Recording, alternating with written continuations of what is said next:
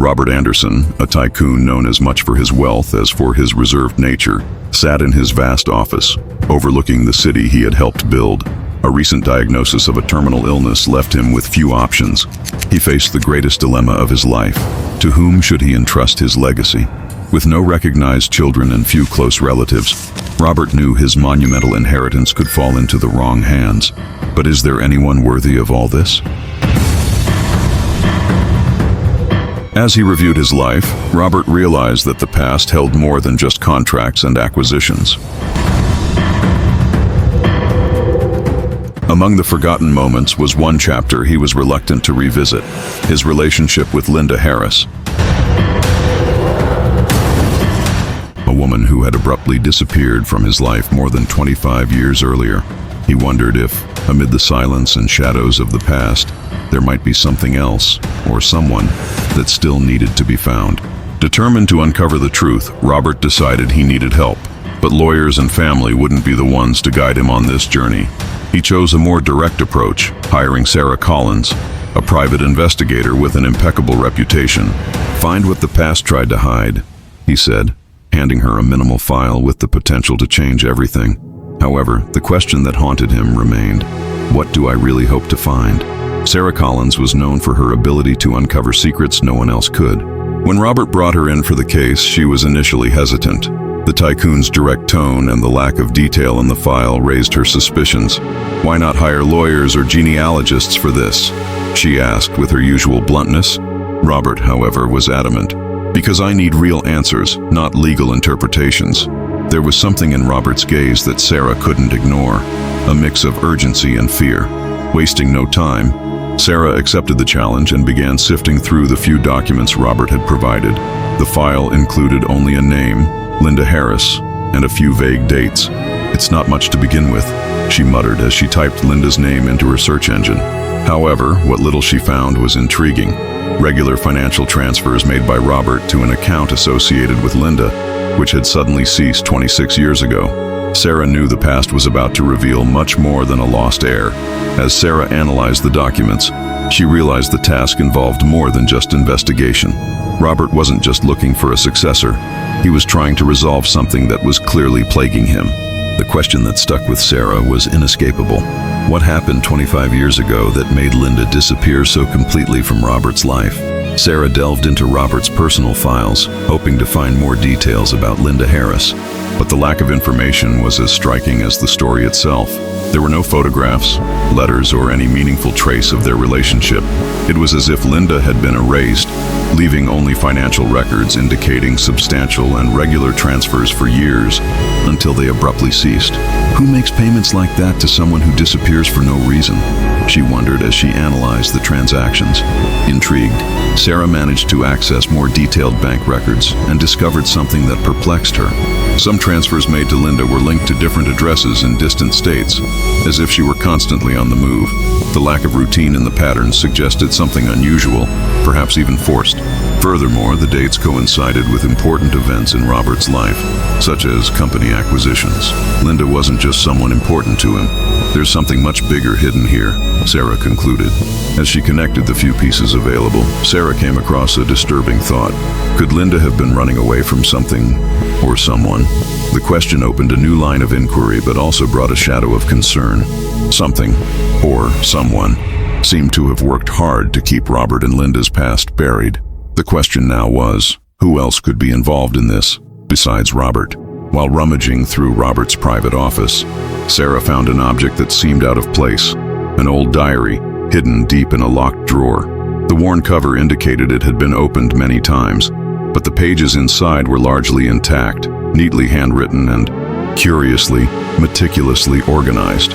Opening the diary, Sarah found fragments of a story that seemed more emotional than anything she had imagined about Robert. One entry in particular caught her eye. "Linda was my secret and my salvation." As she leafed through it, Sarah began to connect the dots. The diary mentioned an intense but secret relationship with Linda Harris. There were details about secret meetings, quick trips, and a connection that seemed much deeper than a mere fling. However, as she progressed, the tone of the entries changed dramatically. One of the last entries read, She was gone before I could protect her, and now I don't even know if I should try to find her." Sarah felt a chill. The diary not only confirmed Robert's involvement with Linda, but also hinted that something or someone had forced their separation. But the most shocking revelation came at the bottom of one page, a sentence scrawled as if Robert were hesitant to write it. "What if there is something we left behind? Something that can still be saved?" Sarah closed the diary, feeling closer and closer to the truth. The question that remained was inevitable. What did Robert believe could still be saved? And why has he never tried until now? Determined to follow the clues left in the diary, Sarah tracked down Robert's former associates, looking for someone who could provide more information about Linda. After several failed attempts, she found Mark Evans, a former driver who had worked for Robert during his relationship with Linda. Mark, now retired and living in a modest country house, seemed reluctant to talk about the past. "Such stories are best left behind," he said, his tone a mix of nervousness and nostalgia. But Sarah's insistence finally paid off. "I remember her," Mark finally admitted. "Linda was a kind woman, but she always seemed to be looking over her shoulder. There was one night, a night I've never forgotten. He said he once secretly took Linda to a hospital after an urgent phone call. She was desperate, carrying only a small bag. After that night, I never saw her again. I only heard rumors." When Sarah asked about the rumors, Mark hesitated before answering. "They said she ran away, but I always thought someone forced her to leave." Sarah sensed she was approaching something important, but Mark's hesitation indicated there was more to be revealed. Before leaving, he blurted out something Sarah couldn't ignore. "If I were you, I'd be careful. Not everything in the past is safe to unearth." The phrase stuck in her mind, raising a new question. Did Linda run away by choice or because she knew something that put her in danger? Following the lead left by Mark Evans, Sarah directed her investigation to the hospital where Linda was last seen. Records from more than 2 decades ago were fragmentary, but she managed to locate a veteran employee who vaguely remembered the case. She seemed scared but determined, the attendant said as he reviewed the physical files. Finally, a name emerged among the records: Ethan Harris, born the same night Linda disappeared. The name rekindled Sarah's determination. There were few details about the birth, except that Linda had listed a non-existent address, which seemed like a deliberate attempt to conceal his whereabouts. Even more intriguing was the fact that Ethan's adoption records were completely missing. It was as if someone had erased all evidence of his existence after that moment. Someone worked very hard to ensure this boy would disappear from history, Sarah concluded as she analyzed the available data. But what caught her attention most was the coincidence of dates. Ethan was born shortly before Linda disappeared completely. And now, the question gnawing at Sarah's mind was clear. If Ethan really is Robert's son, why would anyone have reason to hide him so carefully? As Sarah's investigation progressed, she began to realize she wasn't working alone, but this time, not by choice. On several occasions, she felt she was being watched, as if invisible eyes were following her every step. Her suspicions were confirmed when she found a sealed envelope on her doorstep.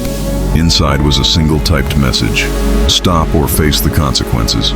The note was straightforward and unsigned, but it carried a weight Sarah couldn't ignore. Determined not to back down, Sarah began taking precautions. She installed cameras in her accommodations and changed her daily routines to avoid predictable routines. But the feeling that she was being followed persisted. One evening, while reviewing files in a cafe, she noticed a man sitting at a nearby table, seemingly absorbed in a newspaper. However, as she got up to leave, Sarah noticed him discreetly following her down the street. "Who's trying to stop me from getting to the truth?" she asked herself, quickening her pace.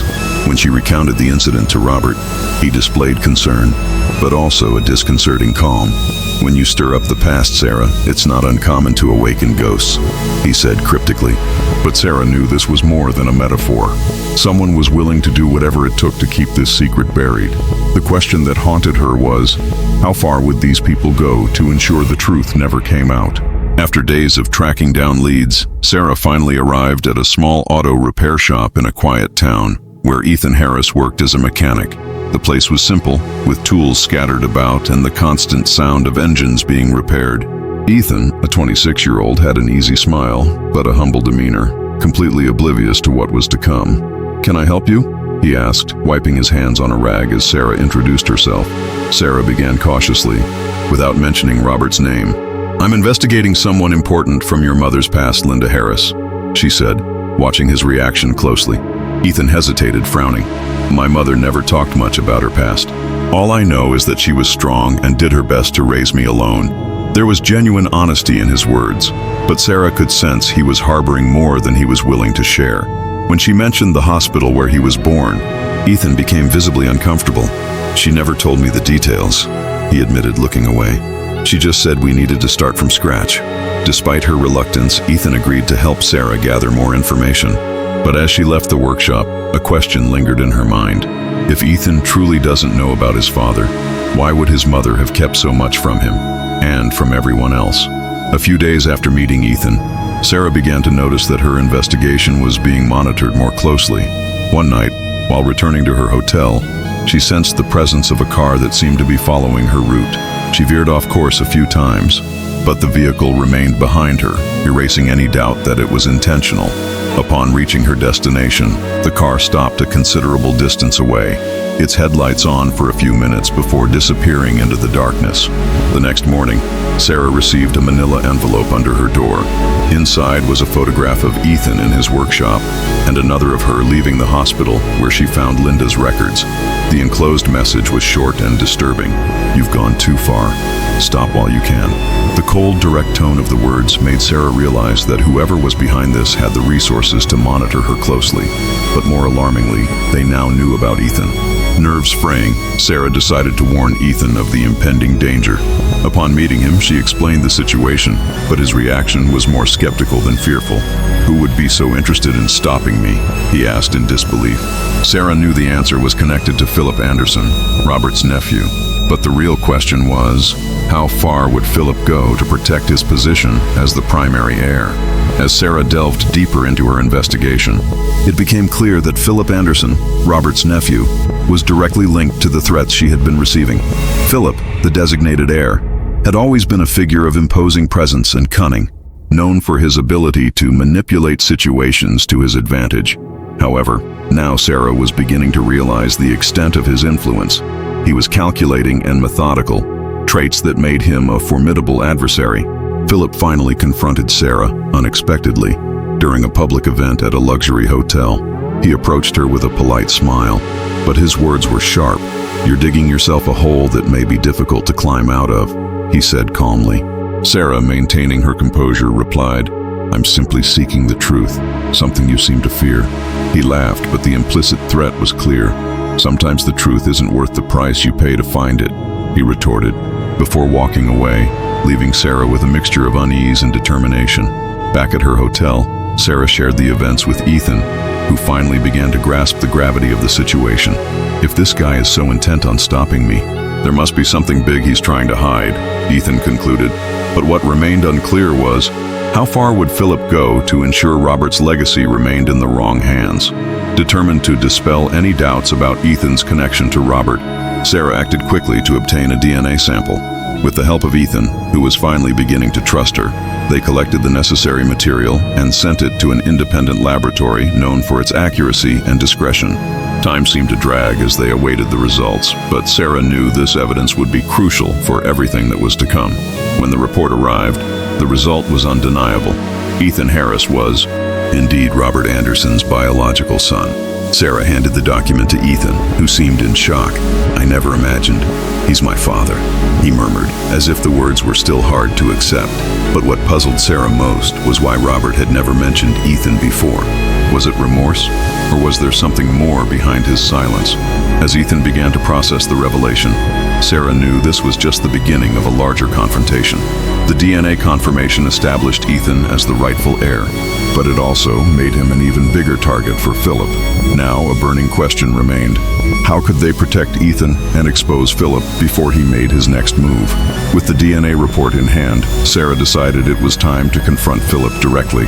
She chose a public location for the meeting, an elegant restaurant, where security cameras and the presence of others would dissuade him from any impulsive action. Philip arrived punctually, with his usual smile that hid the tension of someone accustomed to manipulating circumstances. So, what brought you here, Sarah? He asked, with a tone of false courtesy. Sarah placed the envelope with the DNA report on the table without saying a word. Philip looked at the envelope, then at her, before opening it. As he read the contents, his face remained expressionless. but his eyes betrayed a flash of concern. "Well, it seems we have a new player on the board," he said calmly. Sarah, however, was undeterred. "You knew this all along, didn't you? And you did everything in your power to hide the truth." Philip leaned forward, his smile cold. "The truth isn't always relevant, Sarah. What matters is who's in control." Before leaving, Philip tried one last move to restrain Sarah. "Think carefully before you proceed. I can ensure you and Ethan are safe, or I can ensure you'll never find peace again." But Sarah was already prepared for battle. The question now was, how long would it take for Philip to reveal just how much he was truly willing to risk to maintain his control over Robert's legacy? A few days after Sarah's confrontation with Philip, Ethan suffered an attack that nearly cost him his freedom, and possibly his life. While working at the garage, two unknown men entered under the pretense of seeking help with his car. However, the situation quickly changed. They tried to force him into a parked van, but Ethan fought back, fighting with all his might to escape. The commotion attracted the attention of nearby neighbors who screamed for help, causing the attackers to flee before they could complete their plan. Ethan called Sarah immediately after the incident, his voice still shaking. "They came after me. This is because of all this, isn't it?" Sarah, alarmed, went to meet Ethan at the workshop. There, she found clear traces of the struggle, tools scattered and tire tracks still fresh on the floor. "This wasn't a random attack," she said firmly. "They knew exactly who you were and what they were doing." Ethan nodded, but anger was beginning to overwhelm his fear. "If they think they can intimidate me, they're sorely mistaken."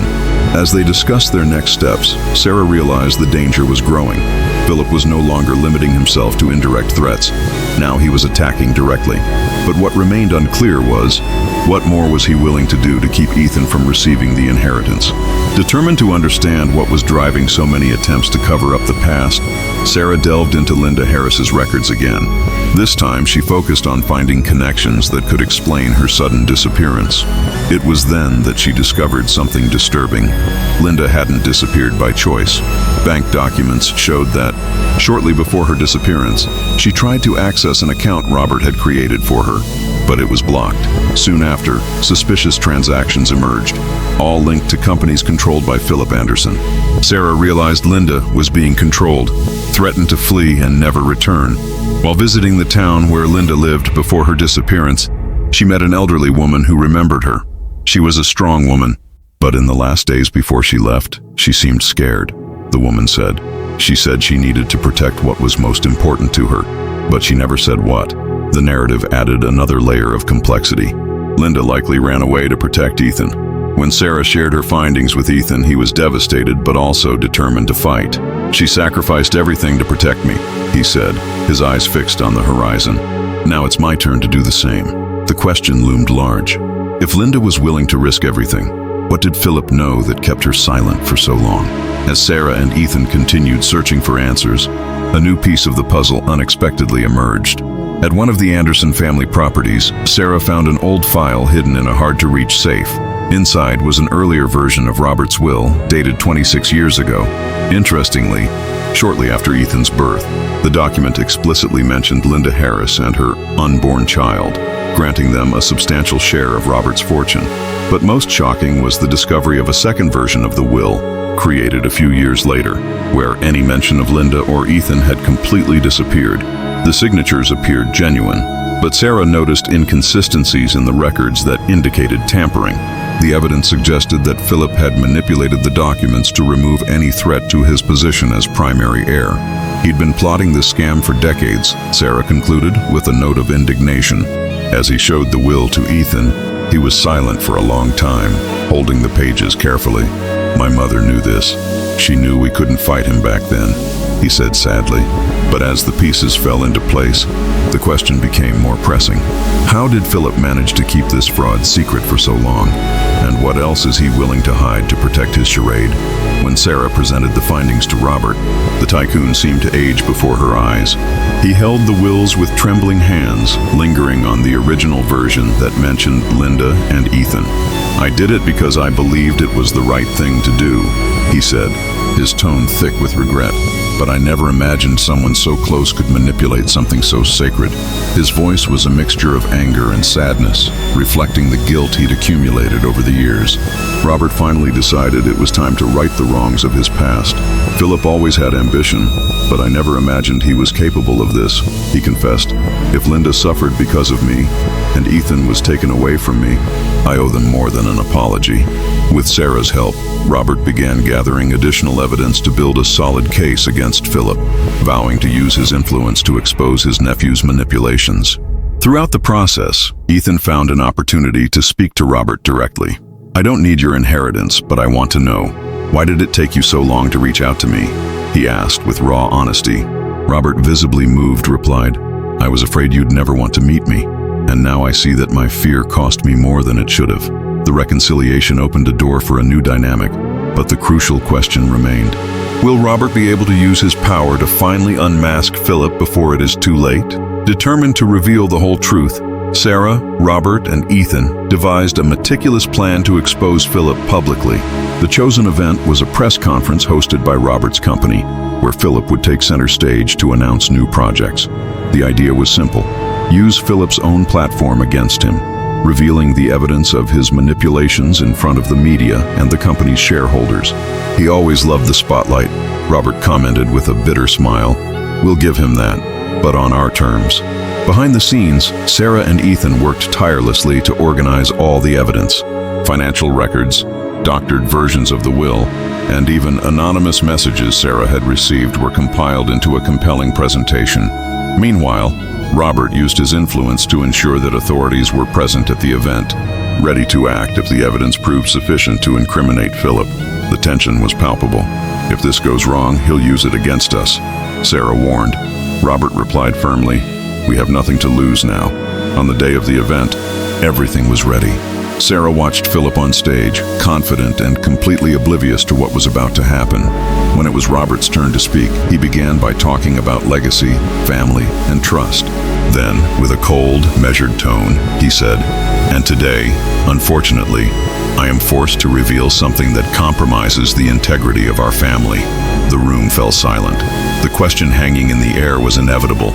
Would Philip, with all his cunning, be able to escape the siege closing in on him? As Robert finished his introduction, the tension in the room became unbearable. He presented the evidence one by one, highlighting the tampered with wills, the threats made against Sarah and Ethan, and even the financial records that linked Philip to the manipulations against Linda. The audience's reactions were palpable: murmurs, looks of shock, and expressions of disbelief. Philip, who had maintained an unshakable facade until then, began to lose control. "This is absurd," he shouted, rising from his chair and interrupting Robert. "This evidence is fabricated. You're listening to this woman." He pointed at Sarah with a mixture of anger and desperation. But Sarah, undeterred, advanced with more evidence. "You can deny it, but the signatures and financial transfers are directly linked to your companies." At this point, Philip's discomfort became evident, and his words began to stumble. "All I did was protect this legacy. You don't understand," he shouted, finally revealing what he had tried so hard to hide. Philip's confession was his undoing. The public, shareholders, and media in attendance needed nothing more to understand the truth. The authorities present acted swiftly, taking Philip into custody as he continued to argue in vain. "You don't know what you're doing," he shouted as he was escorted out. However, the final question still lingered. Now that Philip was out of the way, what was left for Robert, Ethan, and Sarah to rebuild together? With Philip arrested, the room seemed to breathe new life, though the scars of the confrontation still lingered.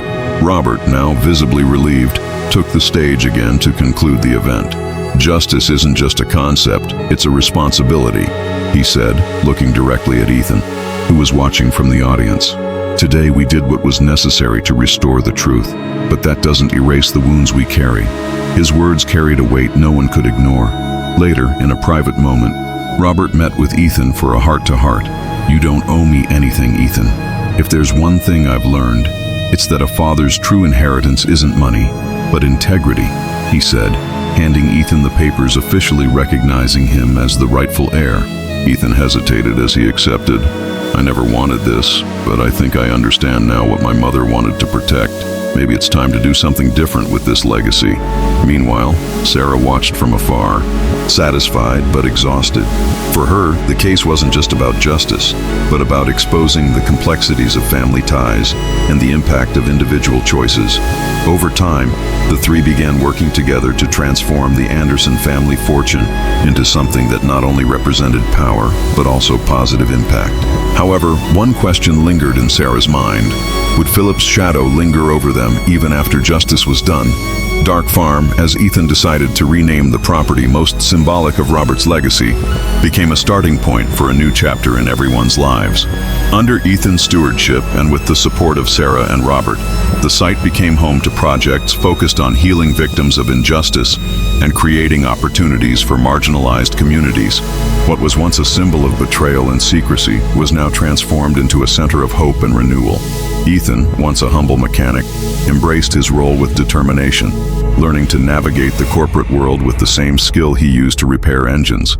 "My mother always said that anything that's broken can be fixed," he would say with a nostalgic smile.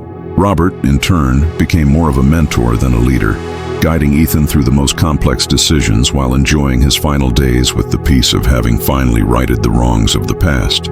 Sarah, satisfied with the outcome, continued her investigative career, but maintained close ties with Ethan and Robert, knowing that this story would forever mark her path. As she watched Dark Farm blossom into a new purpose, she reflected, "It's not just the secrets revealed that change lives, but what we choose to do with the truths we find."